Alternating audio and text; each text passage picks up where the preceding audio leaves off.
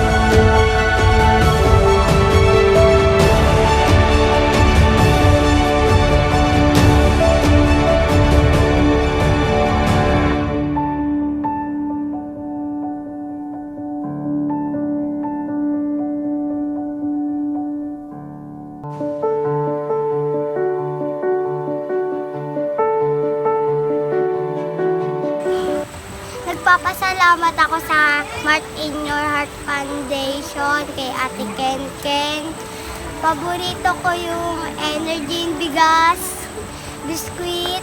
Salamat po Ate Ken Ken, tas sa Mart in Your Heart Foundation. Gusto ko po yung energy dahil masarap. Salamat po Ate Ken Ken at sa Mart in Your Foundation.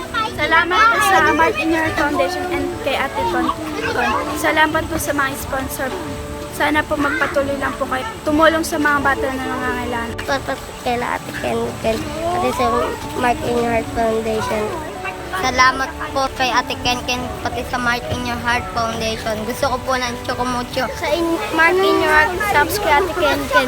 Maraming salamat po sa tinulong nyo. Hello po Ate Ken Ken. Salamat po sa mga binibigay niyo po. Tapos salamat po sa Mart in Your Heart.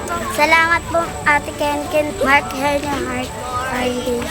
Gusto ko po energy. Hello Ate Ken, ako nga po pala si Patricia Macy Fernandez, nakatira sa Bagong Silangan, Quezon City. Ate Ken, kung nasan ka man, sana lagi kang ingat at i-bless ni Lord. And sa Mart in Your Heart din, i-bless kayo ni Lord and ipagpala kayo ng walang hanggan.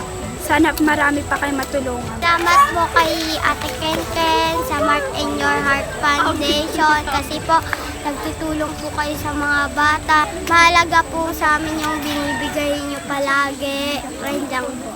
Ito po yung kapatid ko. Bata pa po, maliit pa po ito. Paborito niya lahat. Ito po kapatid ko si Maymay. Yung mga paborito niya mga sesto lang po, mga biscuit.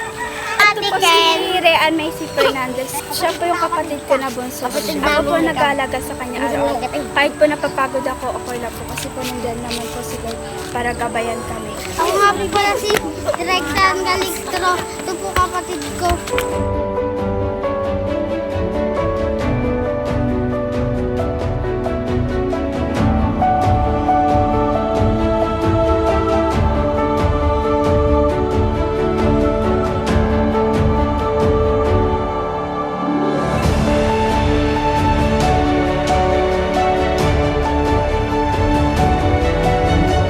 Makatapos lang ito guys. Pauwi na ako. Saglit lang ako dun kasi mag-aalas 6 na rin. Tuwan-tuwa yung mga bata sa mga natanggap nila.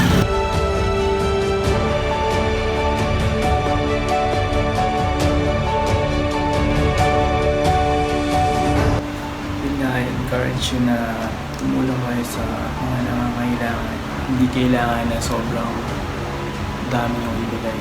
Basta kung ano yung meron kayo, yung sobra nyo, ibigay sa mga tao na mga kapispalan o yung, alam mo yung hindi masyadong mabiyayaan dahil walang kabawas.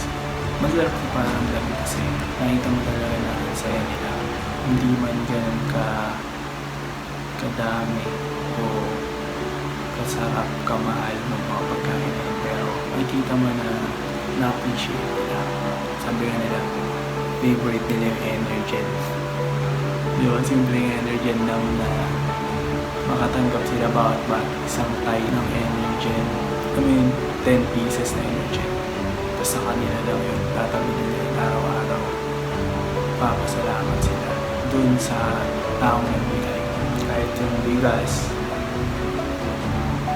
and yung mga biscuits na nandun, pati yung vitamins. In a way, magiging health conscious na rin sila kasi busy pa na lang ng vitamins. Eh, may vitamins nga pala na may nagbigay ng vitamins. Nasa makakasanayan na rin nila na uminom na rin. Kaya yun po. Maraming salamat sa mga nanood itong video. Nawa po ay may inspire kayo. Kaya